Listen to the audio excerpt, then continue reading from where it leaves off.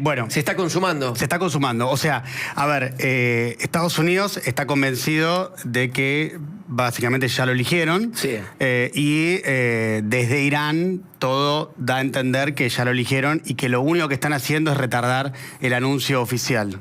El otro día contamos... Ahora, sí. lo que sí es cierto es que no está confirmado oficialmente. A ver, recuerden que vino Said Chaya, vino también Andrei Servimpón, el otro día nos contó cada uno cómo fue, o cómo es, mejor dicho, el proceso de selección de un líder supremo. Hay una asamblea de clérigos, que son los que tienen que tomar la decisión. Bueno, se supone que también que si Estados Unidos quisiese intervenir en esa decisión, debería ya estar negociando con esa asamblea de clérigos. Salvo que Estados Unidos no quiera que continúe el régimen de los ayatolá. Porque si no quiere que continúe el régimen de los ayatolá, no debería negociar con la asamblea de clérigos. Sino con los que quieran destituir a la asamblea de clérigos. Por ejemplo. ¿Qué son sí. quiénes, por ejemplo? Bueno, tenés un montón, porque tenés a la oposición iraní que, contrario a lo que se cree, existe, lo que pasa que está muy desperdigada. Lo que no tiene es un líder concreto opositor que aúne todas las miradas opositoras. Pero que hay oposición en Irán, seguro que hay. Lo que pasa es que, claro, con la policía secreta, más la persecución, más los servicios de inteligencia, por supuesto que es difícil ejercer la oposición en Irán. Ahora, lo que también es cierto es que la posibilidad de que el día de mañana la ocupe un opositor en lugar de que ocupan los ayatolás, bueno, hoy parece más improbable. Ahora, el escenario es muy cambiante, muy vertiginoso. Hoy parece más improbable. Digamos, los ayatolás construyeron una estructura de poder y de sucesión pensada para sobrevivir a, llamémosle, irrupciones, tanto internas como externas. Está pensado para eso, tiene una estructura diagramada para eso. Por lo tanto, las posibilidades de que se sostengan en la foto de hoy están dentro del cuadro. No es que es imposible, no es que ya está determinado que el régimen de los ayatolá va a caer. Me preocupa pensarlo así, ¿por qué te digo? Pues es como si al entrar en Venezuela, en vez de haber negociado con Delcy Rodríguez, hubiesen negociado con María Corina Machado. Digo, si en ese lugar donde hay cierto consenso, de hecho perdió las últimas elecciones Maduro, aún así Trump eligió negociar con el régimen que en términos de opinión pública era más débil, ¿por qué haría lo contrario en Irán? Pero bueno, ahora lo hablamos, ya te pregunto porque quiero que hagas el perfil. Simplemente, Martín, hoy vas a contar y Mati van a contar un poco los rebotes en Argentina de este conflicto bélico, ¿correcto? Claro, claro, absolutamente. Primero porque, como va a contar Mati en un rato, hay un impacto obvio en el precio del petróleo y Argentina eso, ya vamos a ver que mi spoiler es que lo favorece, pero lo vamos a ver ahora en un rato. Segundo, porque el activo que más subió es el dólar, lo que te muestra incertidumbre. Incertidumbre radical en el mundo respecto a lo que puede pasar con este conflicto, con el impacto económico que va a tener. Quédense hasta las 9 porque miren, tenemos antes de las 7 una experta en temas del Islam y cuál es el rol de la mujer, cómo vive una mujer en Irán hoy. A las 7 viene al piso el gobernador de Salta, Gustavo Sáenz. A las 8 van a escuchar en este programa, viene al piso el fiscal de la causa AMIA, que ha sido noticia estos días porque justamente ratifica la participación del régimen iraní en el atentado más cruel que sufriera la República Argentina en democracia el 18 de julio de 1994. Y cerramos el día con una entrevista muy interesante. Cuando uno sale de Buenos Aires, y lo digo con mucho respeto por el hermoso interior que tiene la República Argentina, la ciudad capital de la provincia de Córdoba es la ciudad que en términos de Producto Bruto y cantidad de población es la más importante del interior. Hoy tenemos aquí en el piso a Daniel Pacerini, que es el líder, es el intendente de la ciudad capital de Córdoba. Muchos temas, muy buenas entrevistas y sobre todo muy buena compañía hasta las 9 de la noche. Le damos la bienvenida a través del contacto en videollamada a Claudio Fantini, que es analista político internacional, que se suma a esta primera mesa de la tarde. ¿Cómo estás, Claudio? Buenas tardes. Gusto saludarte. Un placer. Bueno, una primera línea. ¿Qué pasó hoy en este conflicto bélico? Y ya vamos con Diego, que va a contar quién es el perfil del potencial sucesor del líder supremo fallecido en Irán.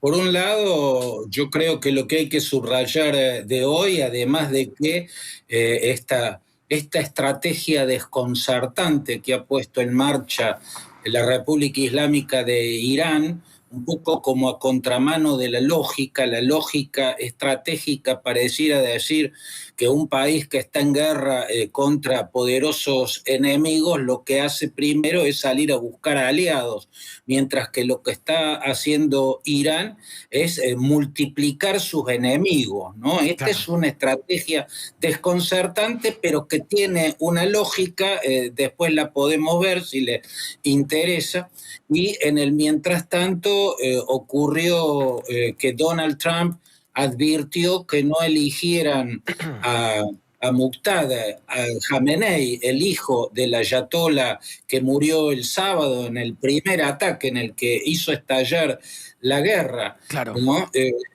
Bueno, por un lado está el hecho de que el presidente de los Estados Unidos está reclamando a los iraníes que consulten con él a quién poner en la presidencia. Eso es un poquito descabellado, porque además un presidente, un ayatolá, un líder supremo, ¿no? Que es un líder religioso, político y militar, de la República Islámica, una teocracia del chiismo duodecimano, Claro. puesto por un presidente de Estados Unidos mientras los está bombardeando, es un blanco para que lo maten Claro. los fanáticos iraníes. Ese es un régimen de fanáticos. Claudio, Pero déjame por otro lado está- preguntarle acá a Diego, ¿quién es Hosseini Yamenei? Bien. Esta persona de la que está hablando Claudio. Bien, a ver, arranquemos por ahí entonces, justamente tomando lo que Claudio decía, que es muy importante.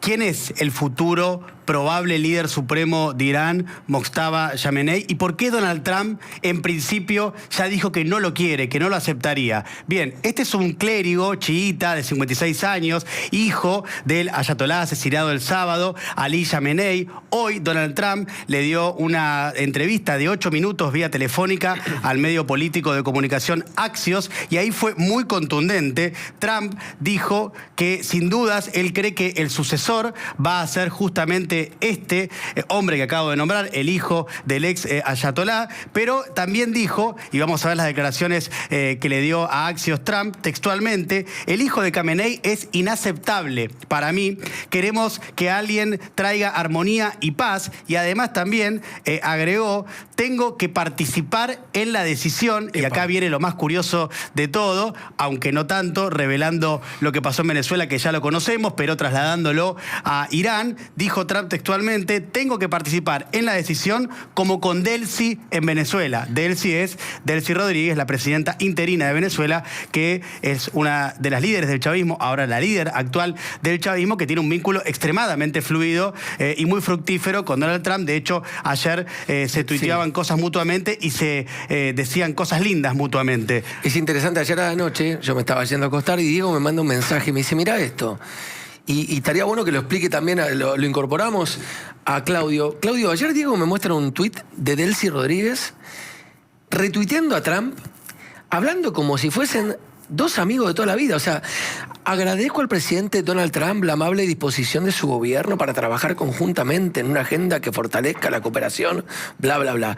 Y ella repostea un tuit, un posteo de la red Truth Social de Trump que dice: Delcy Rodríguez, que es la presidenta de Venezuela, está haciendo un gran trabajo y está trabajando con los representantes de Estados Unidos muy bien, ¿no?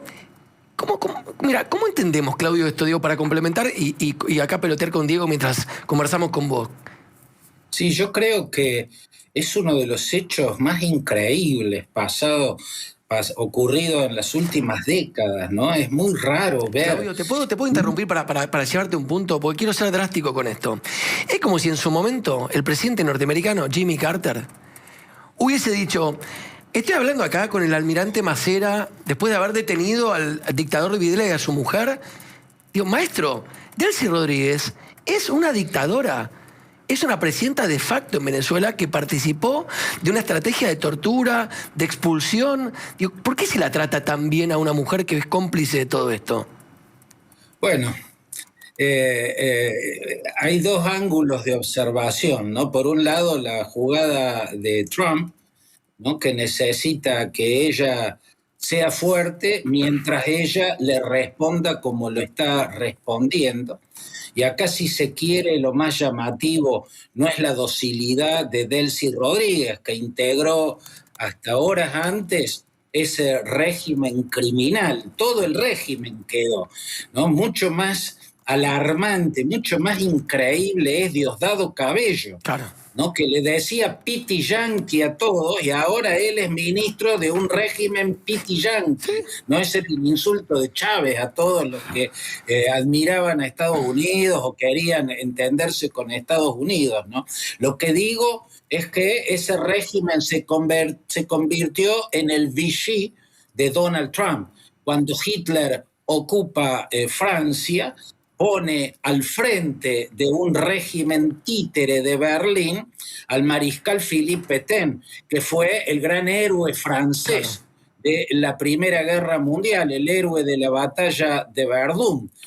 Fue una jugada lógica de Hitler, ¿no? Ahora, del mismo modo que es una jugada que tiene su lógica de parte de Trump. Además incluye la cuestión del rencor que le generó hacia María Corina Machado que ella ganara el Nobel. Tuvo la indignidad y la negligencia de recibirle el Nobel de ella, en lugar de decirle, no, usted se lo merece, lléveselo de nuevo. No, hasta no pudo resistir quedarse con esa medalla de oro y ese diploma que eran de ella y que ella horriblemente fue y se lo dio. Como fuere, lo que estamos viendo es pocas veces visto.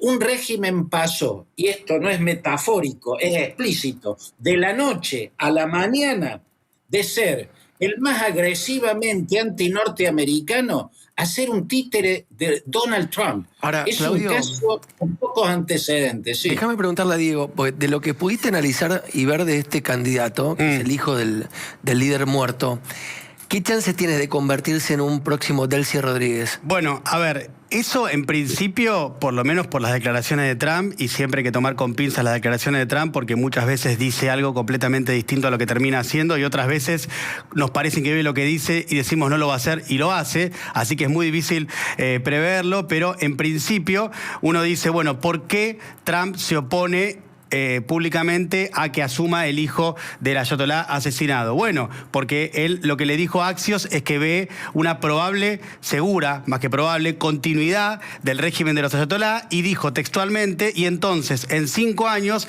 Estados Unidos debería estar de vuelta en guerra con Irán. Como diciendo, si esto pasa, ahora esta guerra va a pasar, ellos están en el poder, el día de mañana vamos a volver a enfrentarnos. Eso es lo que él alegó públicamente. Ahora, creo que el problema que tiene Trump, Claudio seguramente podrá aportar algo, pero creo que el gran problema que tiene Trump es que no tienen en claro, ni él, ni Marco Rubio, ni tampoco su secretario de guerra, ni nadie en los Estados Unidos con poder de decisión, tienen claro qué hacer en caso de que efectivamente caiga el régimen de los ayatolá, o tampoco tienen en claro qué hacer con esta sucesión. De hecho, está la confusión que podemos compartir esto con usted. Ayer a Trump le preguntaron por el tema de la sucesión. Habló hoy, pero también habló ayer. Y ayer, cuando habló, dejó en claro 2 cosas. Primero, dijo algo con una sinceridad brutal a lo Trump, dijo, la mayoría de las personas que teníamos en mente para suceder al ayatolá están muertas. Literal, es lo que dijo Trump en el día de ayer. Y después, cuando le preguntaron por el hijo del Shah, por Reza Pahlavi, recordemos que el último Shah de Irán, en 1979, fue derrocado justamente por la revolución islámica de los ayatolá. Y luego se fue a Estados Unidos y murió después, tenía un cáncer, y quedó su hijo, que tenía 17 años cuando se fue de Irán, y desde entonces vive en los Estados Unidos, y él se postuló, dijo, bueno, soy yo el que tiene que ir a ocupar ese lugar, pero escuchen lo que decía Donald Trump de el hijo del rey, que se autopostulaba para ser el nuevo líder de Irán. Escúchenlo a Trump. Crown Prince Reza Pahlavi, is he an option at all in your mind? I guess he is. Some people like him, and we haven't been thinking about too much about that. It would seem to me that somebody from within maybe would be more appropriate. I've said that. He looks like a very nice person, but it would seem to me that somebody that's there, that's currently popular, if there's such a person. Bueno, esto que acabamos de escuchar es muy similar a lo que dijo Trump cuando le preguntaron, después de que secuestraron a Maduro, cuando le preguntaron si era Corina Machado la persona indicada para suceder a Maduro. Es muy similar a lo que dijo. Para la gente que está escuchando por la radio, les cuento que lo que Trump acaba de decir es que le preguntan si puede ser el sucesor, el hijo de Shah, y dice, bueno, que es una persona que le gusta, que podría llegar a ser, pero que en realidad él prefiere a alguien que esté en Irán, que esté en el territorio y que conozca ese lugar. ¿Por qué dice eso? Tiene sentido, porque entiendo que lo que Trump teme, dentro de los múltiples temores que tiene, es posiblemente esta cuestión de que se vuelva una inestabilidad regional duradera. Entonces él quiere garantizar, como garantizó en Venezuela, algún tipo de transición con cierto orden que permita controlar la región, ¿no? Claudio, dejaste un avance de algo que querías contar. Me parece que entiendo para dónde vas a ir. Porque acá el factor temporal de este conflicto bélico me parece que es determinante. ¿Cuánto dura? Para hacerlo más simple. Y sobre todo, ¿por qué es que Irán ataca a otros países? ¿Qué mensaje quiere dar? ¿Está buscando que el hartazgo de esos países motive que esos países le digan a Estados Unidos, che, cortala con esto porque la estoy ligando yo por culpa de un conflicto bélico que iniciaste vos? ¿Cómo se entiende eso? Bueno, la lógica de esa estrategia que parece a contramano de la lógica en una situación de guerra contra enemigos poderosos, o sea, lo normal es que un país enfrentado con dos potencias militares salga a buscar aliados, y lo que hace Irán es multiplicar enemigos. La lógica está en querer crear un caos de tal dimensión y de tal gravedad que afecte la economía global y termine perjudicando a tantos países, y algunos de muy gran envergadura, como China, la India, Japón, Corea del Sur, Indonesia, y para hacer que esos países, o sea, que el mundo y la propia sociedad norteamericana, que en la encuesta deja claro que mayoritariamente está en contra de esta guerra, presionen a la Casa Blanca hasta que le ponga fin. Yo creo que ese es el cálculo estratégico, que por cierto es desconcertante, tiene mucho de jugada suicida, tiene mucho de incendiarlo todo con el riesgo de morir quemado en el incendio, pero tiene una lógica. Y a esa lógica temeraria, inmensamente temeraria, quizá finalmente muy contraproducente, pero a esa lógica es a la que está apostando todo el régimen hackeado como está. Me gustaría decir una cosa sobre lo que dijo Trump de Muqtada Khamenei. Está bien que no lo respalde a Reza Pahlavi Jr., la monarquía de Reza Pahlavi padre era una tiranía. Claro. Además complotó con el MI6 británico y con la CIA para derrocar al primer ministro Mossadegh en la década del 50. Mossadegh fue el único gobernante elegido libremente en las urnas, era laico, era nacionalista, y ahí empezó con el derrocamiento de Mossadegh, porque había nacionalizado el petróleo, y con la ayuda del MI6, la inteligencia británica y la CIA, lo derrocaron. Y ahí anuló a toda la oposición laica, toda la oposición secular, que eran nacionalistas, y había otras que eran de izquierda, ¿no? Por eso quedaron los ayatolás, quedó los clérigos quedaron como oposición al régimen del Shah, que fue un régimen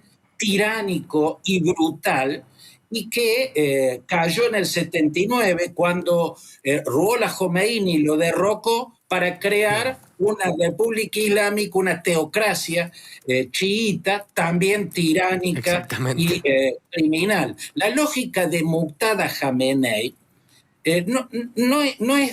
no es descabellada. Guarda que uno podría decir, bueno, lo lógico es que Estados Unidos busque un Mohammed Khatami, por ejemplo, que fue un presidente reformista, muy moderado, un Hassan Rouhani, por ejemplo, que también fue un presidente reformista, el que acordó con Obama en 2015 el acuerdo para ponerle un límite al enriquecimiento de uranio iraní. Hay muchas figuras. Mir Hussein Musavi, por ejemplo, aquel que había derrotado en la elección del 2009 en las urnas a Ahmadinejad, a Mahmoud Ahmadinejad, y le robaron el triunfo por fraude. Pero la lógica, y termino con esto, la lógica de Muqtada, del hijo de Jamenei, que teóricamente tendría que ser lo más anti-norteamericano y lo más anti-israelí que hay, porque Israel y Estados Unidos no solo le mataron a su padre, en el mismo bombardeo le mataron a su madre, su esposa, sus hijos. Es lógico y sus lo que plantea. Sin embargo, guarda, pensemos que fue Charles de Gaulle, no Mitterrand, el que le dio la independencia a Argelia y acordó con el FLN, ¿no? Y que fueron, y se pueden poner muchos ejemplos de ese tipo, de que a veces son los halcones los que pueden a ser pacificadores y no las palomas. Claudio, muchísimas gracias por estar con nosotros esta tarde y muy claro lo que trajiste, muy clarificador para pensar este escenario que se viene. Que pase buenas tardes. Un abrazo grande, hasta siempre. Bueno, mientras esperamos que venga Melody Amal Cabalán, que es la vicepresidenta